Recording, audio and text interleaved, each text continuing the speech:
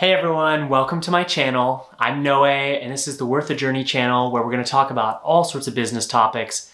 And today, I'm super excited to talk to you about pricing. Pricing is one of those areas for me that's like a super nerd zone because it's all about psychology, how people think, and then how people take actions on their beliefs. And I know that pretty much everybody struggles with pricing when they start their business. I mean, I did with my first two businesses. It was a mess. So don't worry, I've got your back. I'm gonna help you out, and by the end of this video, you're gonna feel so much better about pricing your business.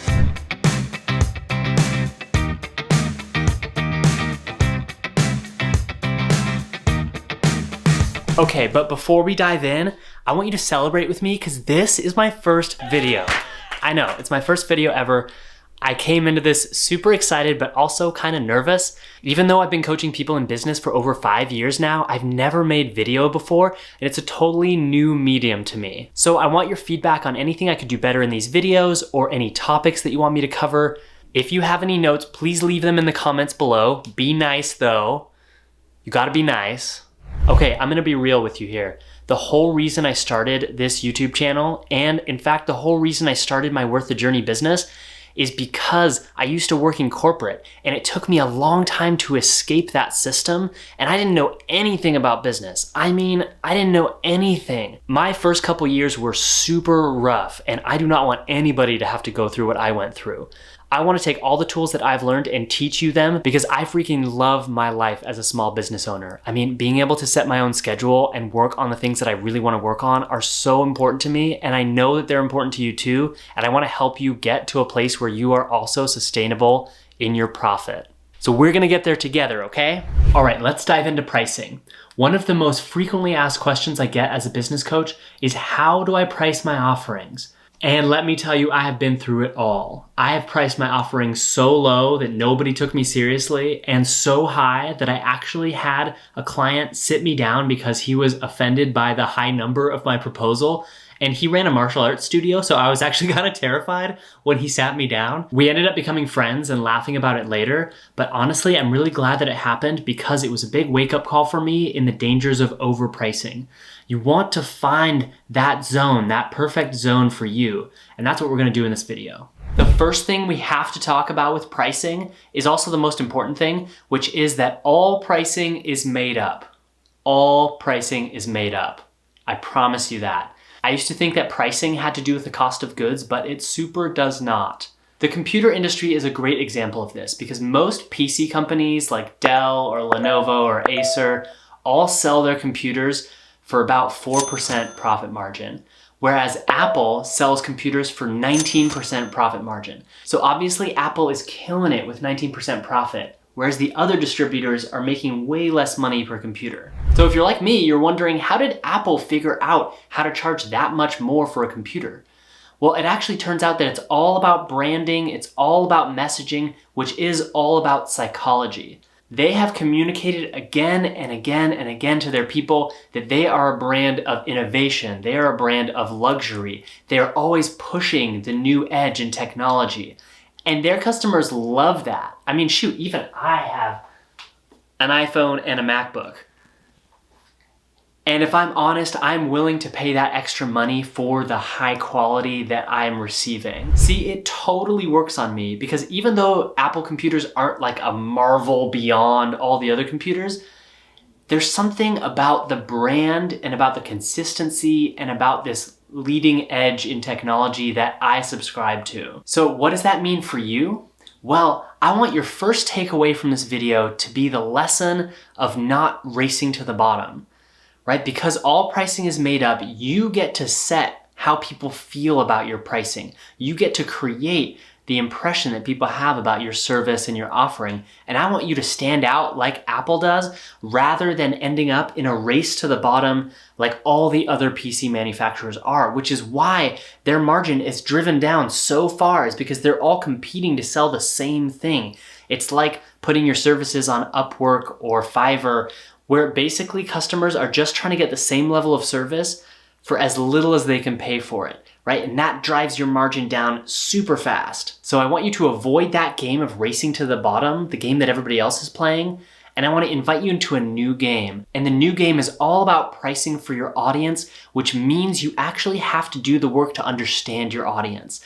That work is so important. I can tell I feel it's important because I'm starting to pound my fists and get that kind of, that tone of voice where I'm making a point. So when you're pricing for your audience, the secret is to price for the audience you want. So you've always got to start with who is your audience.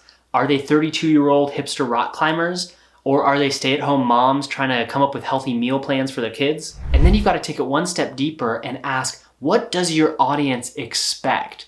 Right? What do they expect to see out there? What level of quality and what level of pricing? Get into your audience's head and learn what they associate with different prices. Like sometimes if you price your offering higher than others, your audience is going to see that as snobbish. But with other audiences, if you price your offering higher than others, they're going to see that as luxury.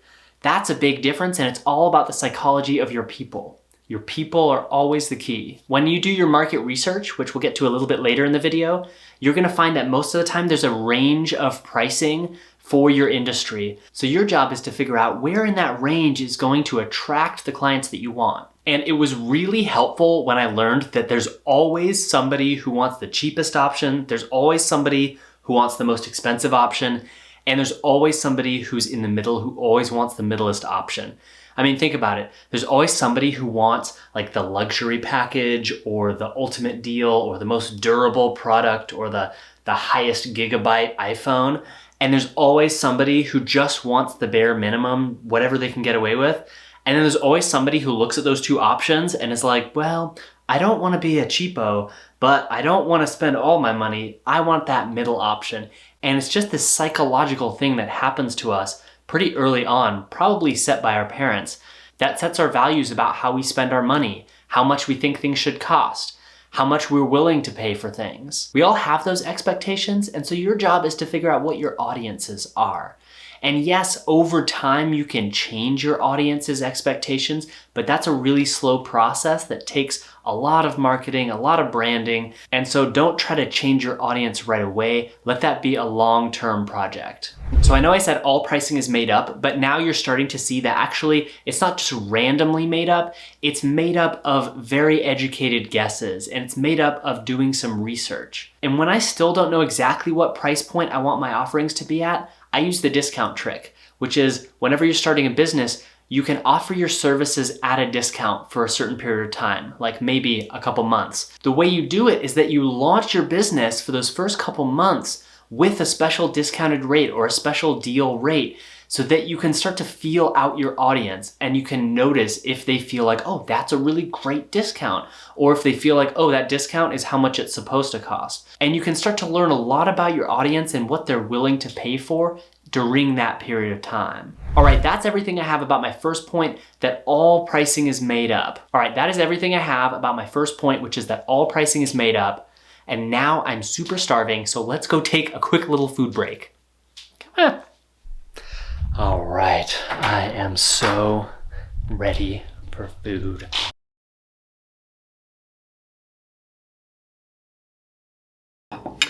Yep, that's a giant shark in the background. All right, let's come sit down at my desk because I want to talk about doing market research. Doing good market research. Oh. So like we talked about, all pricing is made up, but we're trying to price our offerings for the audience we want. And one way to do that is through market research. Market research is the next thing you need to know how to do, and it's going to keep coming up as you add more products or more services or more events into your business. It's a really good skill to have, so let's take a look at what I mean by market research. Doing market research means looking at the playing field that your business operates in and then making good decisions based on that. So we're talking about not just looking at who your audience is, but also looking at who your competitors are. And actually, I don't think of them as competitors, I think of them as colleagues, right? You want to look at what your colleagues are up to. And you're not going to copy what they're doing, you just want to know where you stand in the playing field. Now, I remember in my first couple years of business, I was really bad at market research. In fact, I didn't even want to do it at all because I would just compare myself to all of the people who I was doing research on. And then I would end up feeling really crappy about my business and feeling like everything I was doing was really horrible. So I kind of stopped looking at that for a while. But then I realized that I was missing out on understanding this whole playing field that I was operating in. and then I wasn't able to position myself well. So if you're feeling any of that imposter syndrome, or you feel a lot of resistance to looking at other people's businesses, I want you to take a big breath with me. And know that your offering is unique. Nobody on the planet is gonna be able to do what you're doing. You are gonna find your people. You are gonna make a really amazing business. And market research is a really important part of building that business. I wanna show you the simplest version of market research. You can do it really quickly, actually, just using Google. So let's hop into the computer. So for example, if I wanted to start a life coaching business, I would start by doing market research on Google, and all you need to do is go over to Google, and I would start with something like life coaching rates. And just take a look. You'll find already here, I'm seeing most life coaches work between 200 to 1,000 a month. I'm not quite sure exactly what that means. It all works out to about 100 to 300 an hour. You can just start to see, like, Google is capturing a lot of data. What is the average hourly rate? About $150 an hour, but executive life coaches go to $250 to $500. How much does Tony Robbins cost? Great, you can find a lot of useful info and a lot of not useful info. Average cost for a life coach is $100. So this first level of research is going to give you a range to work with.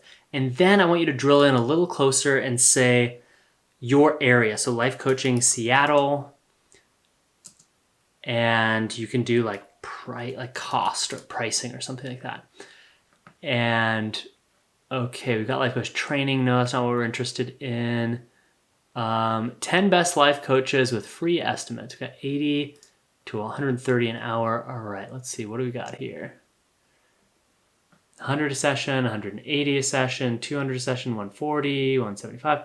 So you can drill down and see in your area, what are people doing and what range should you fit yourself into?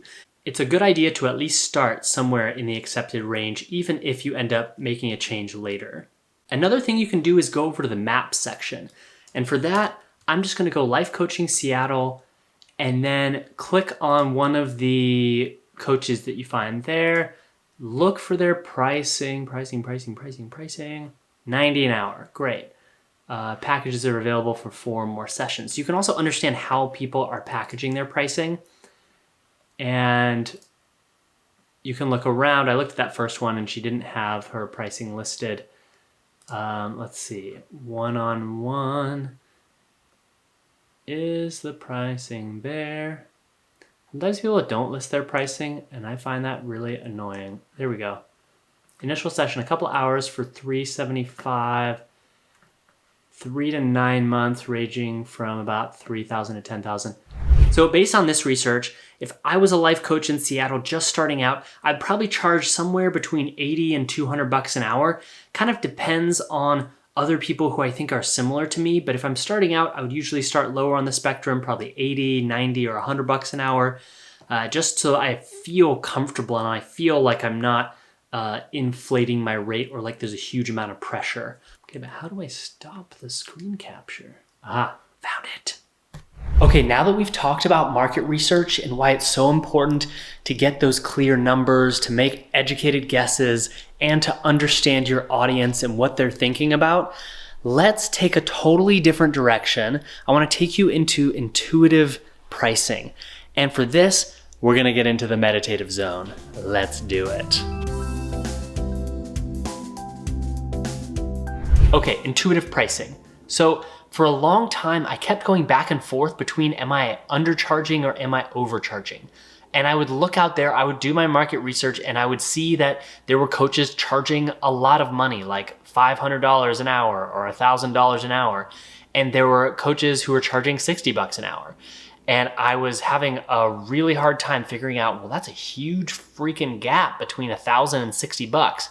And where do I put myself? So for a while, I was using a sliding scale to try to get around that issue, which I'll talk about later in the video, why I don't think you should use sliding scales. But it wasn't until I slowed down and looked inside about how I felt about my pricing that I was able to actually come up with the number that I use today. So my hourly rate for coaching is $125 an hour. Now you may think that number is really high or you may think it's really low, but I know that it's the number that feels good for me right now. And I came up with that number a while ago in a session with a client where I realized that I was doing my best work when I was charging that much money. Anything less than that, and I was starting to resent the clients. It started to feel like they just kept wanting more and more and they weren't paying me enough money for it. And what I realized is that resentment didn't have anything to do with my clients. It had everything to do with me not speaking up for how much money I actually wanted to make, for how much I actually felt was worth the work that I was doing. And the reason I hadn't made the leap before was because I was afraid that I would lose all my clients if I upped my pricing. But it actually turned out to be the opposite. When I upped my pricing, I felt so much more in alignment with it that I was able to sell it much easier, and I was able to sell it with enthusiasm. Like, I'm really excited to do coaching for this amount of money. And since then, I've had a big uptick in clients, and I think it has something to do with them taking me more seriously because I take me more seriously. So how do you find that right intuitive price? Well, let me give you 2 ways to do it. The first is if you're a new service-based business. If you're selling your services like your hourly coaching or your hourly therapy or your hourly yoga instruction or something like that, what you can do is start by offering people different price ranges when you talk to them one-on-one. And if you do that enough, you'll start to get this range where you feel really excited about a certain amount of money and other people feel really solid about a certain amount of money, and you sort of meet ends there. If you're way too high, people are gonna run away. If you're way too low, you're gonna feel really crappy. So it's somewhere in between. And the second way to find your intuitive pricing is to go inside, to get meditative with it. And this works really well if you've been tweaking with your numbers for a while or you've been around for a year or more and you're still adjusting your pricing. To go inside and look at sessions you've done with clients or look at the products that you're selling and notice, how do you feel when you think about your pricing? Does it feel like you're being ripped off by your clients? Does it feel like you're way overcharging and you kind of feel guilty? Take a look at those things and really notice with as clear a lens as you can. Be very honest with yourself. So now I want to talk about undercharging and overcharging. In my experience, undercharging is caused by one of 2 things. The first one is imposter syndrome, which is where you feel like you're constantly a fraud or someone's gonna catch you and you feel this sense of guilt. And so instead of actually dealing with the guilt, you just keep underpricing yourself, even if you feel resentment towards your clients or your customers. And I have spent years in that place. And what I realized is I needed to do therapy on it. I needed to do inner work, like the work of Byron Katie or meditation or whatever it is that you have. I would go in and do that work. Clear up that imposter syndrome kind of guilt so that you can develop a healthy guilt when you really are way overcharging somebody. So if you're undercharging, it's likely that it's imposter syndrome, but the other thing that it could be is internalized oppression. It could be that the patriarchal white supremacy system that we all live in has really beaten you down, especially if you're not a white dude like I am. The world is not set up to support you and encourage you to charge how much you really want. So take a look at that. Consider that really seriously. So many notes. I've got so many notes for you. I don't know why talking about this stuff makes me so excited, but I have so many notes here. Now let's talk about overcharging. Overcharging is often a reaction to undercharging, and you got to get really honest with yourself for this one. What I've seen lately is a big uptick in this craze around charging what you're worth. Now, I really believe in charging what you're worth, but I don't believe that your worth has anything to do with the value of what you offer, and you charge for the value of what you offer. You don't charge for what you're worth. You're not selling yourself. You're selling your services, your products, your events. And that's where this craze around charging what you're worth gets really tied up in our worth.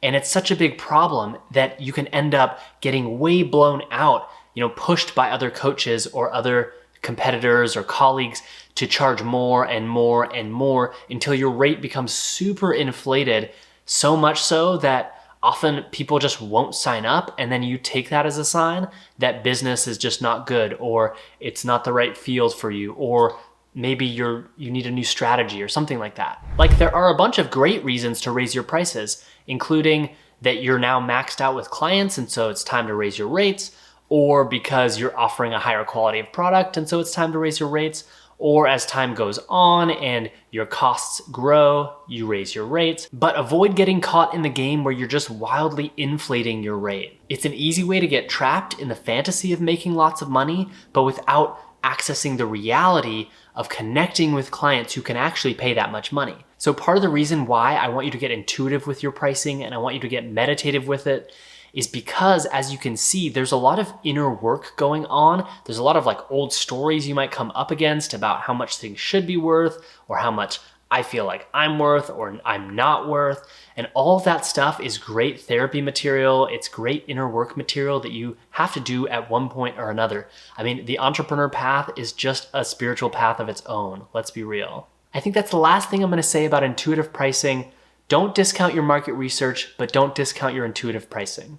Okay, I'm really liking how comfortable this couch situation is, so I'm just gonna keep shooting here. Don't tell anybody. Now, I wanna talk about the sliding scale pricing model because some of you might be in the boat where you're thinking about it, where you're wondering whether you should do donation-based or sliding scale kind of offerings. And sometimes it's a good idea. Most of the time, it's not a good idea. It's really tricky. So let's take a look at why. I will start with an anecdote. Back when I was young and spry and wanted to conquer the world and wanted to be different from everybody else and was super proud, I was really pushing the mission that I had come up with, which is the same mission I have now, which is to help people who know nothing about business learn the skills to start and grow their businesses, right? That's a great mission, and I love doing that even today. But what I thought it meant was that I had to be accessible to everybody, even if they had no money. So I was charging $45 to $60 sliding scale for coaching sessions in how to start a business. It not only turned out to be totally unsustainable, but I didn't understand the concept of buy-in. I didn't understand that when people put their money forward, they are voting with that money on what they care about. They're saying, I care about this enough to put money forward. And when you're undercharging, people don't get the chance to really offer their full buy-in to your service or your product. And you want that experience. People actually want to feel invested, especially if you're a service-based business. If your customers aren't invested fully, then they're gonna pull all kinds of crap on you. They're gonna not show up to sessions. They're gonna do all sorts of weird cancellation stuff. They're not gonna take it seriously, and that's gonna harm the relationship. So it actually is a great relationship move to set a clear price and to set it enough that people have lots of buy-in, which is why the sliding scale system didn't work, because people mostly just wanted to pay the least amount of money, and that was the least amount of buy-in that they had. There are much better ways to be generous and to give back, including donate your time. Offer your services free to communities in need. Work with students, work with nonprofits, work at discounted rates. When you're charging your full rate, you can afford to offer those things for free or at a highly discounted rate to those really in need. So should you use sliding scale for your business? I would recommend avoid it if you can. Of course, there are exceptions. You make the decision in the end, but do it appropriately. Make a smart decision. Partying at my desk, yeah, party at my desk. Okay, let's bring it home with the final few tips on how to price your offerings. All right, we gotta talk about scarcity, because there's a mistake that I've made that I do not want you to replay. There are a couple times in the past where I was really worried about money, and so I adjusted my prices because of that. Either lower to try to attract more people, or higher to try to get more money per client. And those decisions were almost always really bad, and then I ended up changing them again. It's kind of like going to the store when you're really hungry and buying a crap ton of food, only to realize when you get home that there's no way that you could eat that much food in a week, and just regretting having bought all that food. It does not feel good to regret having made a pricing decision only to have to change it later, sometimes to your great embarrassment. So, if possible, do not make any pricing decisions when you're in a scarcity mindset, and just take the time to really meditate with it. Or if you need to get a job to make that money to feel secure, then get that job feel secure, and then come back to your business from a place where you're not worried about money, you're not stressed, and you're not all over the place making decisions. I know nobody wants to hear get a job, especially if you're super passionate about the work that you're doing, but I ended up having to do that when I wasn't making enough money at my business in order to ramp it up to the level that I am at now. It really takes 3 to 5 years to grow a sustainable business. The next tip is for those times when you do have to increase your pricing. And sometimes when that happens, some of your clients are gonna kick and scream about it, but it's okay to let them go. What I have realized is that often my clients who are paying the least are the most problematic and time consuming. And this ties back into the buy-in conversation. Sometimes clients who are not paying very much money are not fully bought in, and so they're gonna kick and pull and push and do all kinds of weird stuff that has nothing to do with you, but just is them thrashing around their own money issues, and it's okay to let them go. You're not mean, you're not bad, you're just taking care of yourself and being really clear in your communication and your boundaries with them.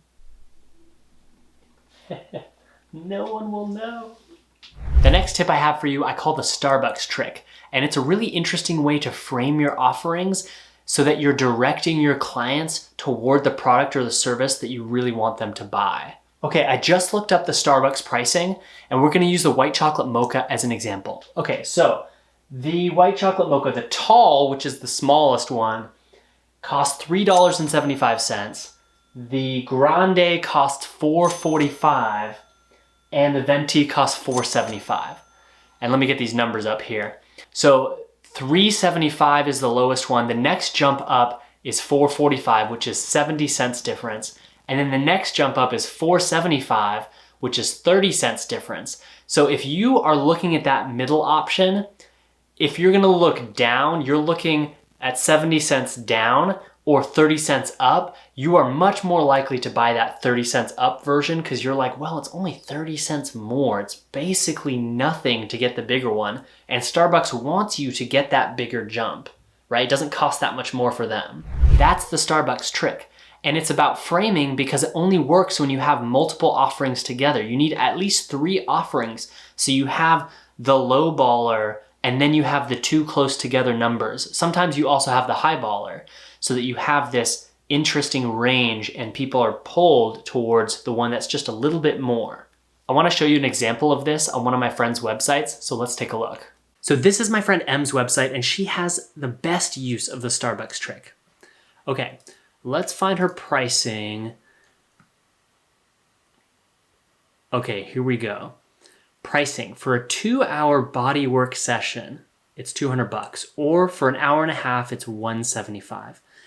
Now you would have to be a fool to not go for that 2-hour session because it's only $25 more. Those pricing numbers are so close together that it would be almost ridiculous. And it's kind of like the same thing with this 10-pack. The bump up feels like such an obvious move because you get so much more time for such a little price increase. That's a great example of the Starbucks trick in action. And my last tip for you is commit to treating pricing like a game.